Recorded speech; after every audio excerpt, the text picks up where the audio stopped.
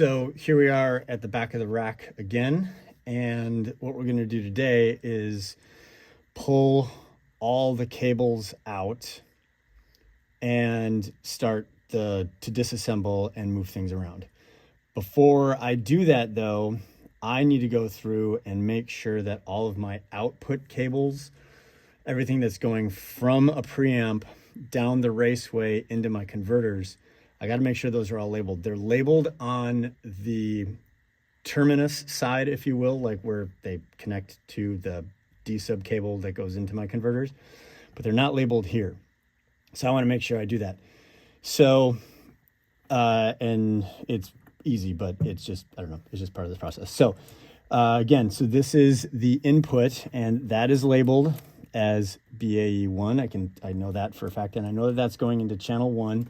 So it goes from that XLR patch bay all the way over on channel 1, and that comes up here and then goes into input 1. So this is the output cable here, and we can see it's not labeled at all, and that is a problem. So that needs to be labeled so I know what I'm doing and I know what is what. So I'm going to take our handy dandy label maker, and we're going to go channel 1. Print that sucker up. Boom. So that's going to go, here's output 1. And so that is going to go right like that.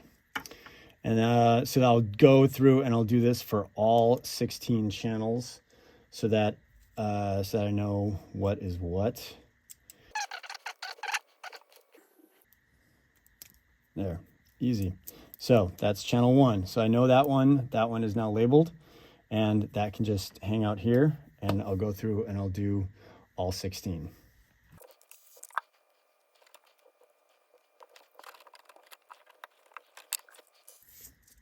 Ha, imagine that. I already had channel 15 labeled. I'm still going to do it again though, because then it's all going to be uniform. But I was thinking at some point, so that's good. This is also clearly not a cable that I built. So I'll be replacing that at some point. But now that I know that it's labeled, now I know which one I need to replace. So mental note on that one. And same thing with 16. So again, also a cable that I did not build. So I'll be replacing that one at some point too. Okay, good. So there. So those are all labeled. So that's good.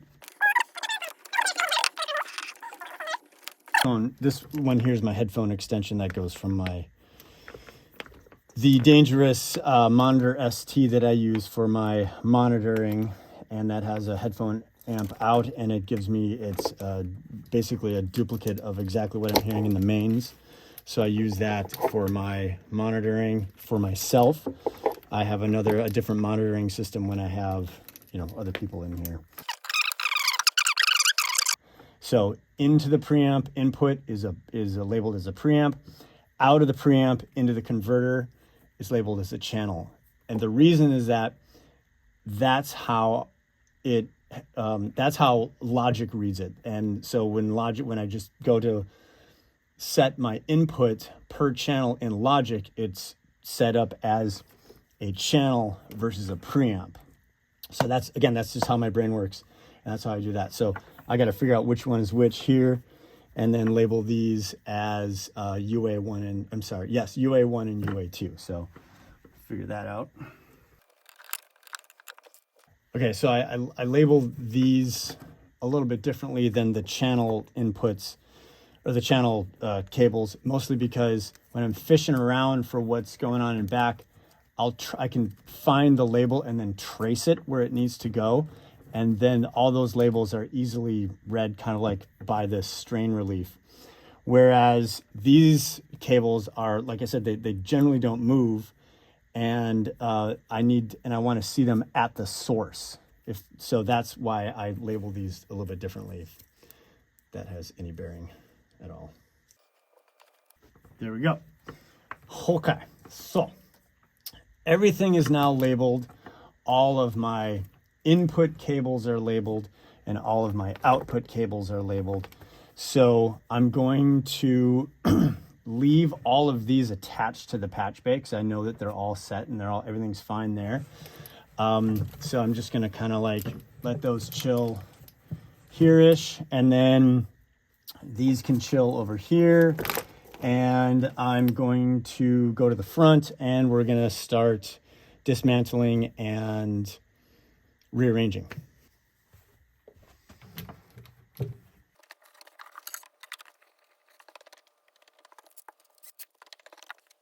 That was significantly easier than I had originally anticipated. So there we go. So we got casters on it. Sweet.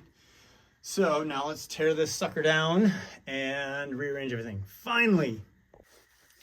Okay, so as we talked about, UA is going to go up top because of the tubes and because of the heat. Here's the patch bay. That's going to go all the way down here, right on top of the Furman. I may actually, if I have enough room, I'm going to give it an extra space here. I'm going to turn this snare drum off. I'm going to give it an extra space just to make sure that it's away from all the electrical stuff that's going on in there. And then the DBX is going to go up. That's going to go in the up by my converters and where my other compressors are. So then, and then everything will kind of come up a little bit. So then it'll be 15, 16, and then starting over from 1 all the way through 14. So I'm going to start down here.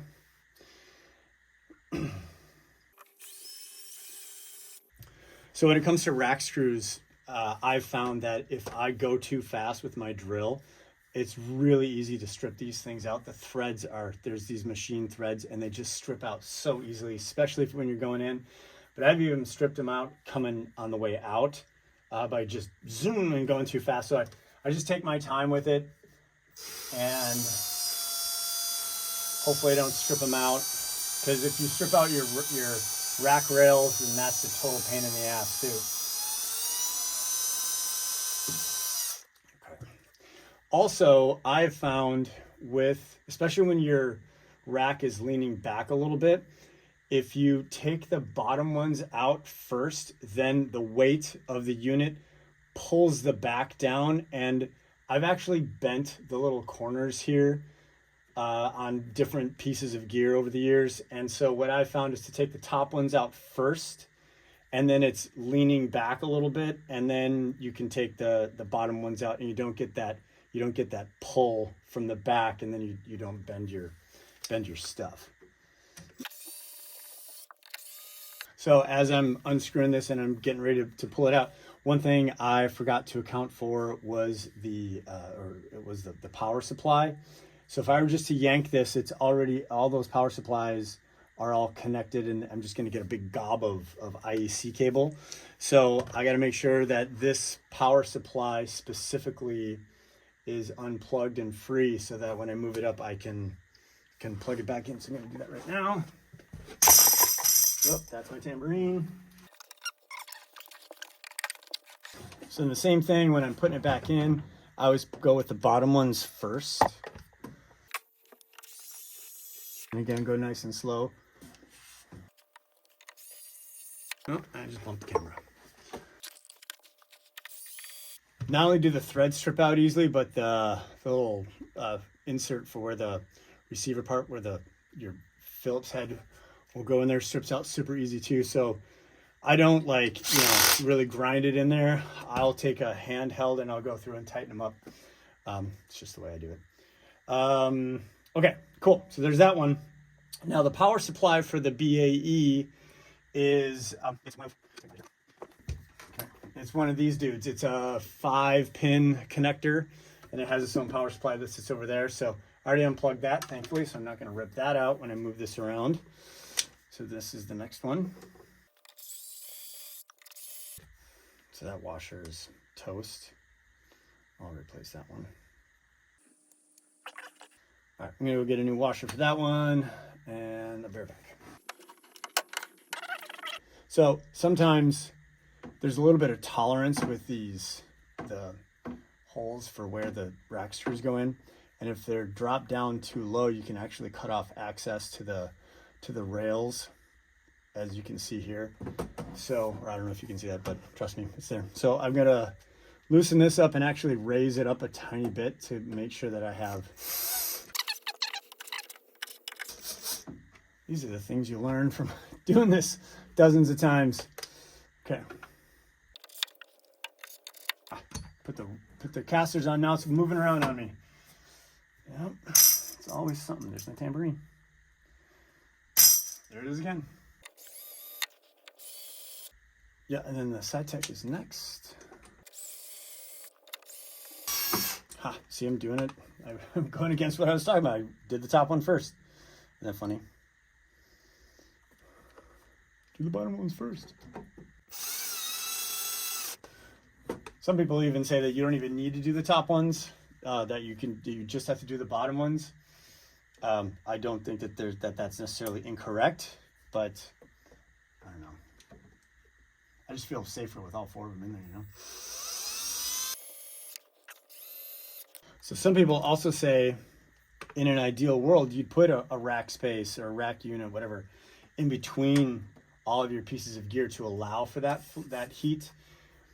I've found that with the solid state pieces, they don't really kick out that much heat, so they can be together. They can be kind of, you know, stacked right on top of each other. So, some people are really adamant about that. They want that space. I have a space between my converters and my monitor distribution, because both of those units kick out heat, especially the converters. Man, those things just like, they cook all the time. So there's definitely space in between those. But again, with the solid state, I personally haven't found that that's too much of an issue. But that's just me. Some people like to do it differently. Now this guy is going to get pulled out and go in for some service, some much needed love. My channel 4 is a little bit noisy. I have a feeling that may have something to do with the power supply, because that channel 4 is right next to where the power supply enters the unit on the back. But there's also a story behind this particular piece too, and that's a story for another time. But suffice it to say, the person I got it from may have mistreated it ever so slightly. It's been working great, but that's just that channel 4 really kind of bugs me a little bit sometimes.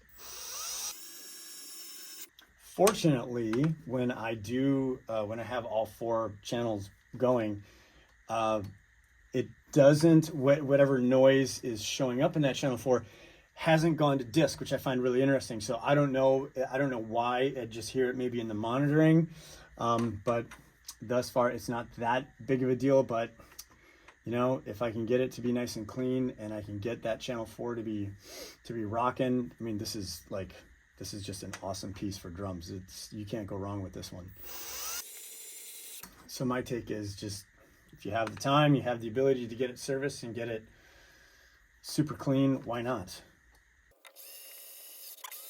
I'm pulling this one out because this washer's toast as well. It's just kind of like squirreling around in there. So I'm gonna grab this guy, this one. Okay, so now we're at the DBX, the compressor. It's a good compressor. There's absolutely nothing wrong with it. Once again, I know I've said this now many times, but I don't compress going to disk. So I want to set it up in such a way that I can use it for something else. And that's what I'm going to do. And if I find that I don't use it, I'm just going to sell it.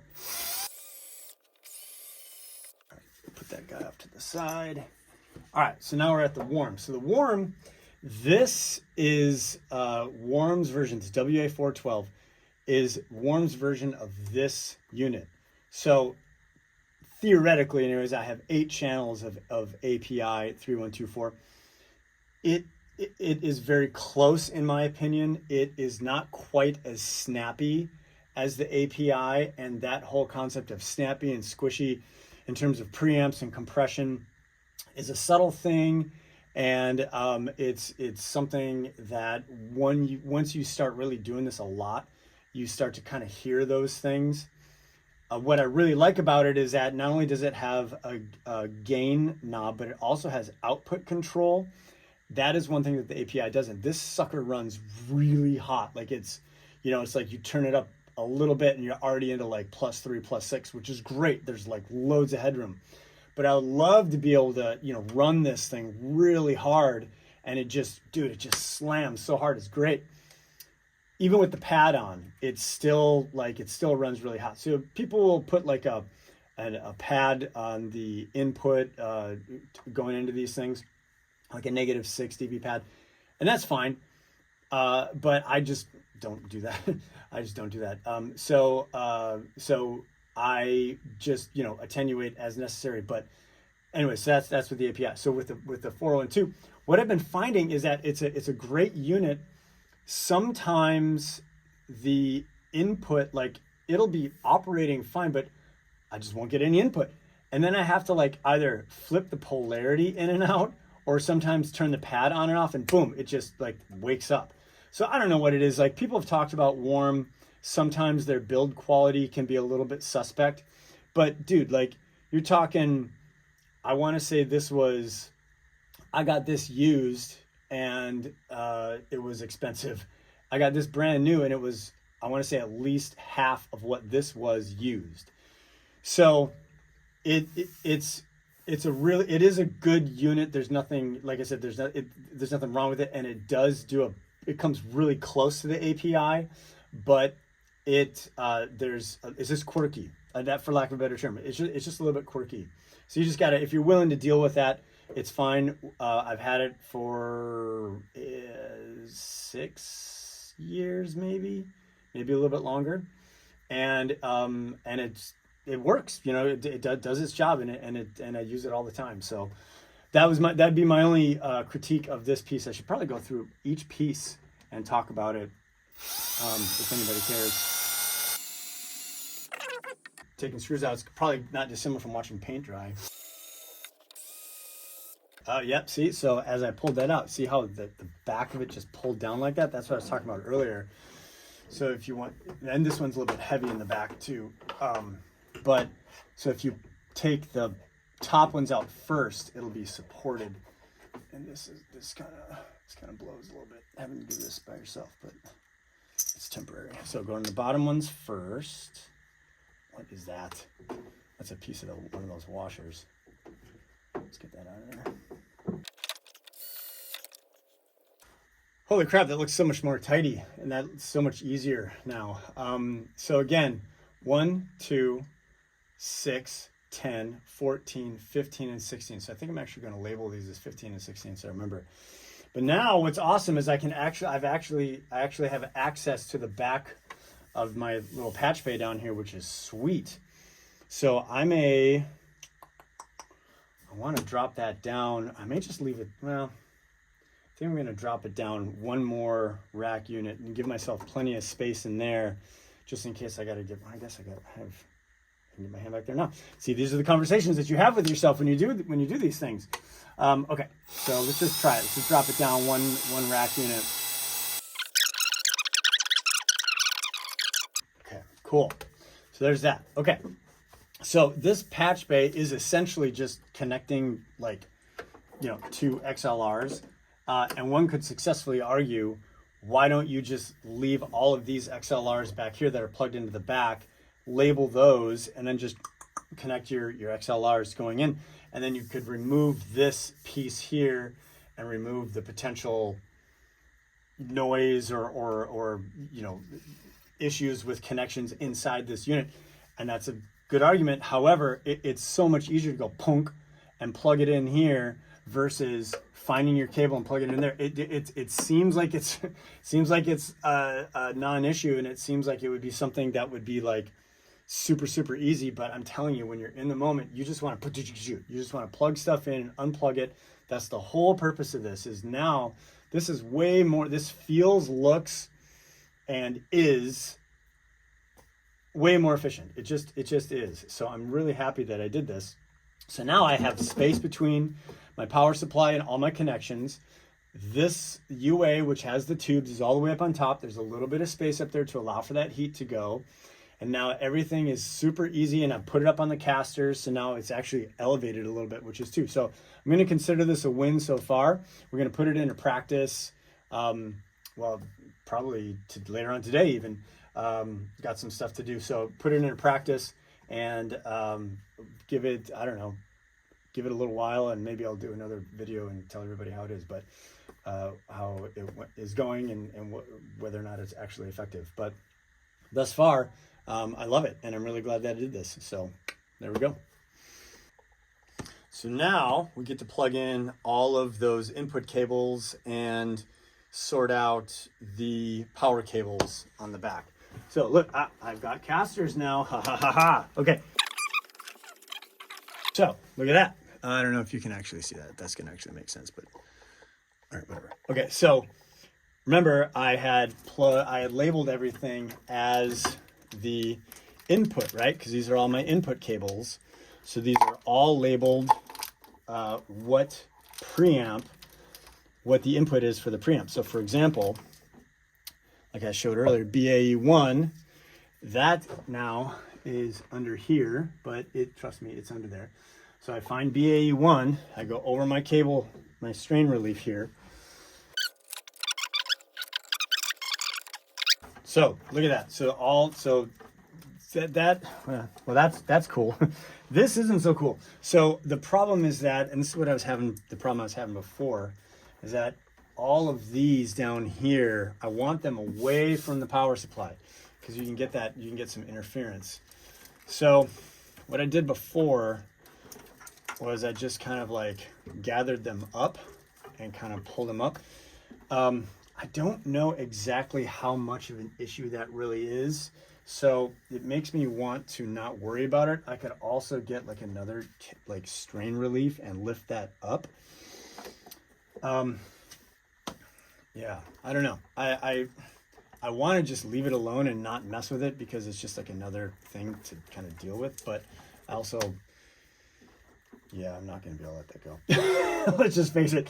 I'm going to have to figure something out. Even if I just kind of like, maybe if I just get a cable tie and tie all those, that'll give it enough, like they'll just kind of support each other enough. So let's try that. Here, look at this. Here's the cable tie right here. I don't think I'm using this one anymore. I was using it for something at some point, but we're going to try it right here. And it's red, so I'll be able to see it. Because everything is black, which I love, but then it makes it hard to see. Hey, let's fight with a cable tie on camera. That sounds good. Okay, so let me just go over here. If I kind of wrap these up, I don't know what's going to give me more interference. Actually wrapping these like this, or letting them lie down and kind of come in contact with the, I mean, that's now, so that alone, just doing that little bit, they are removed from all of these IEC cables and all the connection points.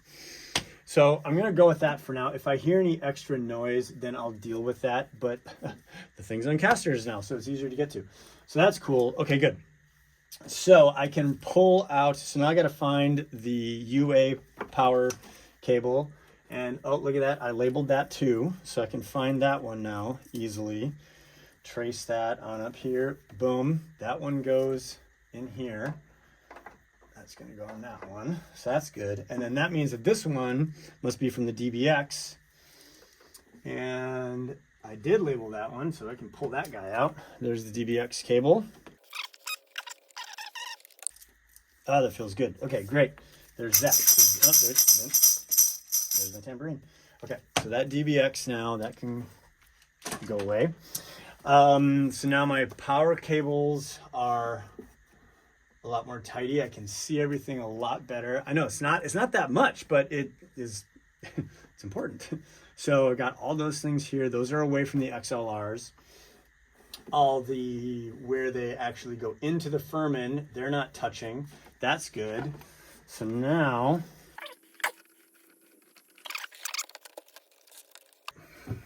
so I've got an issue with the power cable for the BAE, but it's not that big of a deal, and it's pretty minute, all things considered, so I'm going to deal with that later.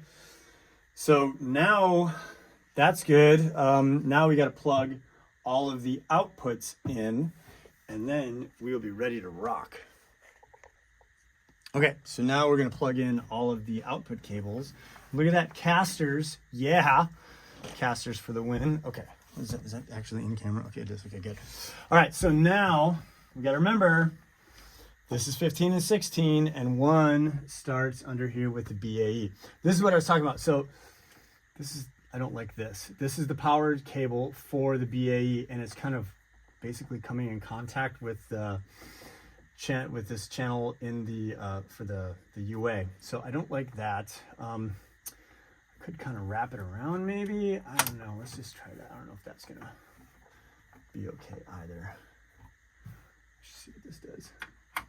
No, yeah, that sucks too. Okay, all right, well, I'm going to fiddle with that. Okay.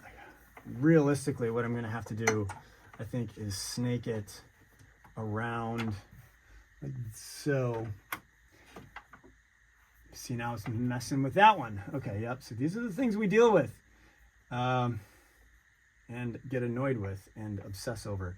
I'm going to leave it like that for the time being. It's not ideal. I'm just going to kind of figure out a way to keep it from not touching. It's probably not an issue at all, but that's just the way this works, and that's just the way our brains work. So, yeah, that's just how we do things. Okay, so anyway, now we can plug stuff in. So remember, these are all the outputs. And look at that. I labeled everything, right? As we went through that earlier. So I'm going to start with 15 and 16 because that's at the top. And I don't know why this is on here. Bob. Is that from Bob? It's from my buddy Bob. That's a cable. That cable's old.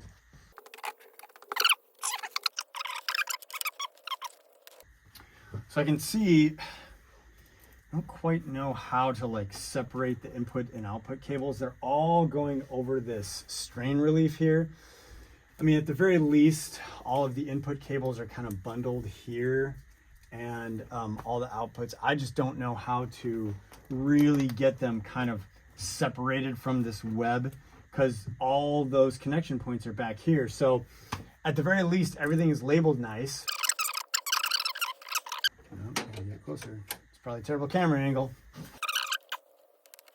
But again, the mission accomplished in terms of everything is labeled. I can see everything. I have easy access to it now. I have easy access to all my inputs and outputs. I have easy access to all of my patch bay. I have easy access to my power supply. So all that's good. I'm going to consider this an absolute win because that was too much effort to not. And this is my headphone extension. It's going to kind of hang there. All right. Yes. Sweet. I think this is done.